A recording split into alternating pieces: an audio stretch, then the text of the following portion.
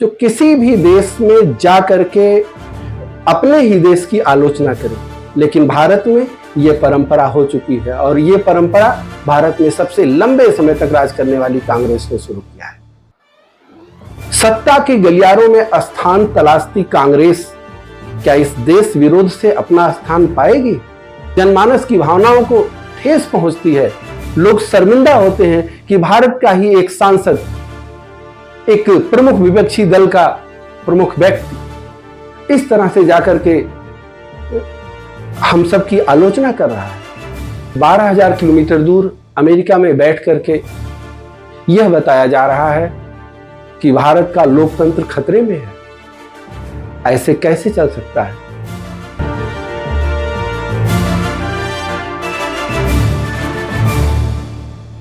नमस्कार, नया त्रिकांड से मैं डॉक्टर राजनारायण पांडे। दुनिया के सबसे बड़े लोकतंत्र भारत के संदर्भ में वर्तमान राजनीति जो चल रही है, जिसे हम एक विरोध तंत्र के रूप में देख रहे हैं, भारत में 60 वर्षों के आसपास तक राज करने वाली कांग्रेस पार्टी आजकल विरोध नीति पर उतर आई है।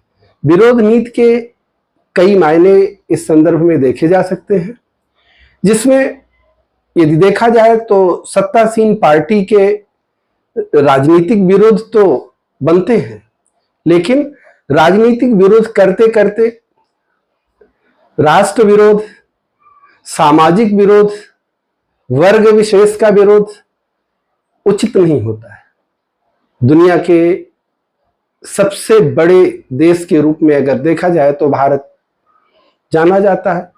भारत सांस्कृतिक रूप से बहुत समृद्ध राष्ट्र है, लेकिन वर्तमान समय में जो चल रहा है, आप ये देखें कि विरोध तंत्र के नाम पर कभी तो न्यायालयों का विरोध, कभी पार्टी का विरोध, कभी सांस्कृतिक विरोध, वैचारिक विरोध तो चलता है। लेकिन जब इस तरीके के विरोध वैश्विक प्लेटफॉर्म पर चले जाते हैं और कुछ ऐसे वैश्विक प्लेटफॉर्म का प्रयोग किया जाता है जिसमें समूचे देश को शर्मसार होना पड़ता है।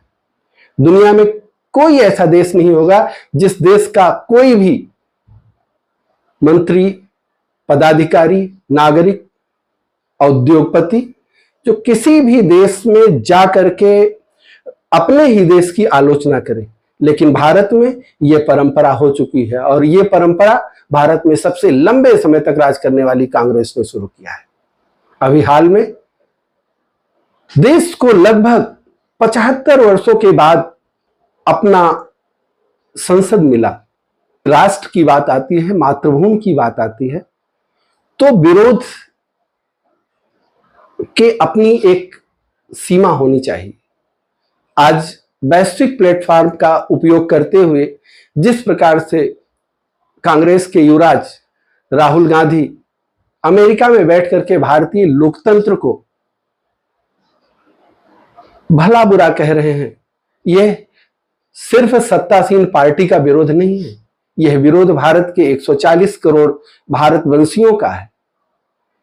कोई ऐसा राजनीतिक दुनिया के किसी भी पटल पर ऐसा नहीं होगा जो दूसरे देशों में जाकर के भारत की या अपने देश की आलोचना करे, लेकिन भारत में यह तंत्र विकसित हो चुका है।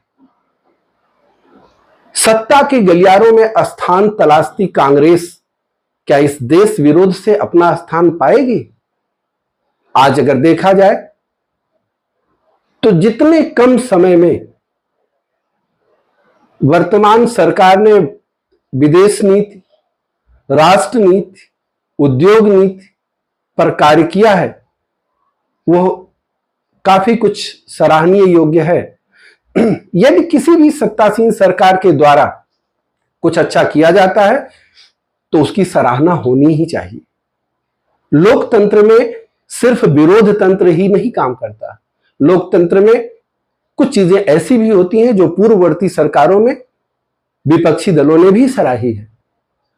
कई मायनों में अगर बात की जाए तो तत्कालीन प्रधानमंत्री पीवी नरसिंह राव के कार्यकाल की कई चीजें, अगर उदारीकरण की बात की जाए तो उसमें भी विपक्ष ने सत्ता पक्ष को सराहा है, उनके साथ खड़ी हुई है। लेकिन यदि देखा जाए तो पिछले एक दशक से जिस प्रकार से लोकतंत्र खतरे में है, भारत का लोकतंत्र खत्म हो गया, भारत में लोकतंत्र रह ही नहीं गया, बोलने की आजादी नहीं है, इस तरह के तमाम बयान समूचे भारत के नागरिकों को एक तरीके से अपमानित करने का कार्य किया गया है। यह उचित नहीं है। अगर यही नीति सफल होती तो आज कांग्रेस के पास सत्ता के अतिरिक्त और भी बहुत कुछ होता। क्या यह विरोध ही आपको राजनीति में विश्वसनीय बनाएगा? इंटरनेट और सोशल मीडिया के इस युग में प्रत्येक व्यक्ति को यह पता होता है कि कब कहां पर और क्या हो रहा है। जिस तरीके से भारत का देश विदेश में मान सम्मान बढ़ा है, ऐसे में किसी भी नेता को, किसी भी व्यक्ति को यह अधिकार नहीं होता है कि वह भारत की आलोचना बेवजह करे। यदि देखा जाए तो यह स्वर मोदी विरोध हो सकता है, पार्टी विरोध हो सकता है, लेकिन राष्ट्र विरोध कैसे हो सकता है? जनमानस की भावनाओं को ठेस पहुंचती है। लोग शर्मिंदा होते हैं कि भारत का ही एक सांसद, एक प्रमुख विपक्षी दल का प्रमुख व्यक्ति इस तरह से जाकर के हम सब की आलोचना कर रहा है। अगर संसद बनी है तो संसद किसी एक पार्टी की नहीं बनी, वह लोकतंत्र का मंदिर है। वहीं पर भारत के भविष्य लिखे जाएंगे, वहीं पर भविष्य के भारत को एक दिशा मिलेगी। विरोध के नाम पर राजनीतिक दल संसद को कभी ताबूत बताते हैं तो कभी ये बताते हैं कि लोकतंत्र गूंगा हो गया है। आपको अपनी मनमानी करने का अवसर नहीं है। लोकतंत्र के नाम पर मनमानी उचित नहीं। यहां से 12,000 किलोमीटर दूर अमेरिका में बैठ करके यह बताया जा रहा है कि भारत का लोकतंत्र खतरे में है। ऐसे कैसे चल सकता है?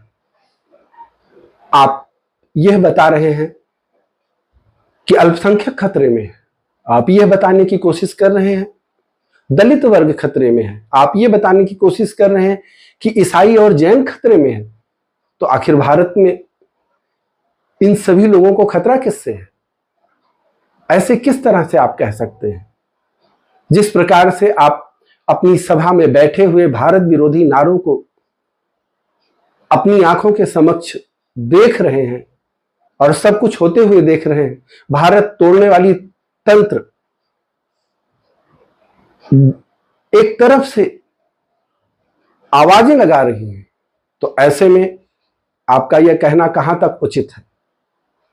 मैं तो यही कहना चाहूंगा कि यदि भारत में आर्थिक मुद्दों को लेकर के, राजनीतिक मुद्दों को लेकर के और लोकतांत्रिक मुद्दों को लेकर के बात की जाती है, तो मैं आर्थिक तंत्र के एक विषय में इस विषय में यह कहना चाहूंगा कि यदि आप देखें तो आज भारत की जीडीपी की बात की जाए तो 2022-23 में 7.1% है, जबकि अगर आप देखें तो विकसित राष्ट्रों की भी इस समय वैश्विक मंदी की चपेट में सांसें फूल रही हैं।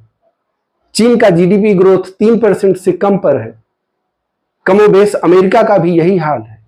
फ्रांस और जर्मनी की बात की जाए तो जर्मनी की भी सांसें फूल रही हैं। ऐसे में यदि भारत में कुछ अच्छा हो रहा है तो लोकतंत्र के विरोध के नाम पर इस तरह के प्रोपेगेंडा मशीन मत चलाई जाए। लोकतंत्र सिर्फ चुनाव जीतना ही नहीं है, लोगों की आवाज, लोगों की पसंद, लोगों के विचारों का भी स्वागत होना चाहिए। भारत एक ऐसा देश है जिसने सभी को आपस में समेटा हुआ है। यहाँ की विविधतापूर्ण संस्कृति कभी आक्रामक नहीं रही है।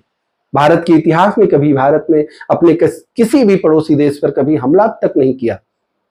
आज उसे वैश्विक प्लेटफॉर्म पर भारत के कहे जाने वाले लोग इस तरह से अपमानित कर रहे हैं, तो इस देश को स्वतंत्र कराने वाले उन लोगों के विचारों को अगर सुने तो आज वो जहां भी होंगे उनकी आत्मा दुखी हो रही होगी कि मैंने किस तरह से भारत को अपने खून पसीने को दे करके सींचा है। लोकतंत्र का सारथी कहने वाले राहुल गांधी भारत जोड़ो यात्रा पर एक लंबे 135 दिनों की यात्रा की और आज यहां से 12,000 किलोमीटर दूर बैठ करके जिस सभा को संबोधित किया उसमें आयोजक मंडल ने राष्ट्रगान शुरू किया और राष्ट्रगान के अपमान का जो परिदृश्य वहां दिखा वो निश्चित रूप से दुख पहुंचाने वाला था।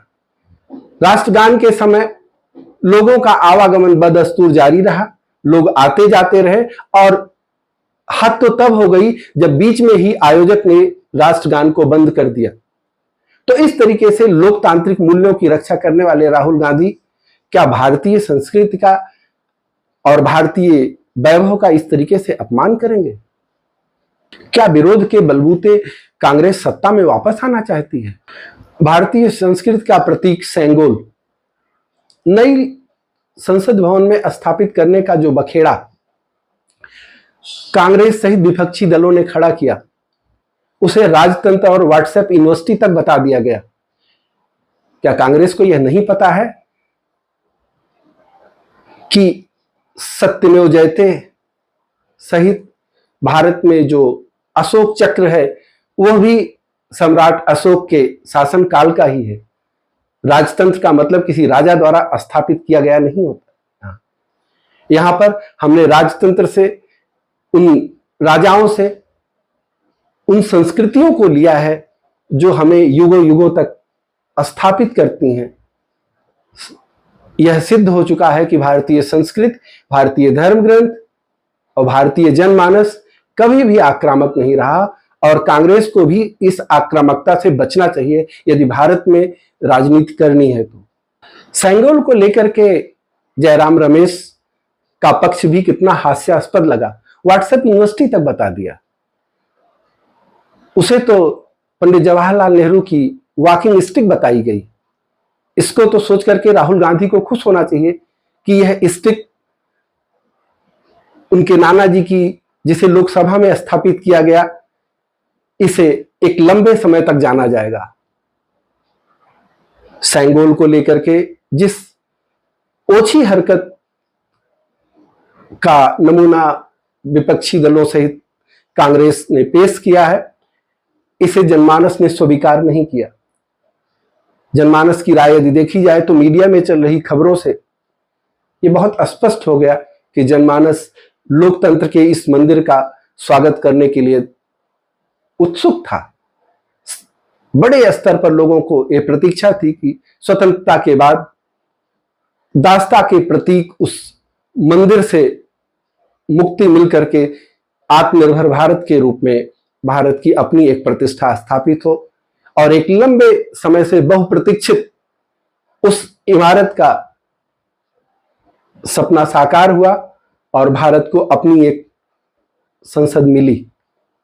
मित्रों, मैं तो यही कहूंगा कि राजनीति में विरोध स्वाभाविक है, होना भी चाहिए, लेकिन विरोध करते करते कम से कम देश का विरोध ना हो, संस्कृति का विरोध ना हो, रह रहे मूल्य और मान्यताओं का विरोध ना हो, ये बिल्कुल उचित नहीं है। यदि यही करके कांग्रेस सत्ता में वापस आना चाहती है तो आने वाले दिनों में उसे यह अवश्य महसूस होगा कि उसका यह प्रयोग सर्वथा के लिए गलत था और जनमानस उसे कभी स्वीकार नहीं करेगा। धन्यवाद। जय हिंद, जय भारत।